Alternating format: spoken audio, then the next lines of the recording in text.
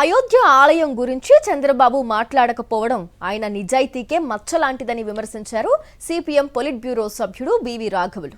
రాష్ట్రంలోని దేవాలయాల్లో జరుగుతున్న అక్రమాలు బయటపడతాయనే భయంతోనే చంద్రబాబు మాట్లాడడం లేదన్నారు. హిందూ ధర్మ రక్షణే ధ్యేయమని మహానాడులో ప్రకటించిన చంద్రబాబు నోరెందుకు విప్పడం లేదన్నారు. అయోధ్య రాముడి గురించే మాట్లాడడం లేదంటే ఆయనకు భక్తి తక్కువై ఉంటుందన్నారు రాఘవులు. వారు చెప్పాలి, వారికి రాముని మీద భక్తి తక్కువలాగా ఉంది, అందుకని మాట్లాడటం లేదు.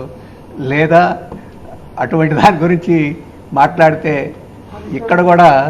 ఇక్కడ ఆలయాల్లో జరిగే అక్రమాలని వాటన్నిటిని సమర్థించుకోవడానికి సరిపోదు, అందుకని మాట్లాడటం తక్కువ. ఎంత చేస్తే అంత మంచిది అనుకున్నారో తెలియదు. కానీ వాస్తవంగా ఈ మధ్య జరిగిన మహానాడులో చంద్రబాబు నాయుడు గారు ఎప్పుడు లేని విధంగా హిందూ ధర్మ రక్షణ మా కార్యక్రమాన్ని ప్రకటించారు. మరి ఆ రకంగా ప్రకటించిన వారు అక్కడ హిందూ ధర్మానికి అంత అపవిత్రం జరుగుతూ ఉంటే దాని గురించి మాట్లాడకపోవడం చాలా ఆశ్చర్యం కలిగించింది.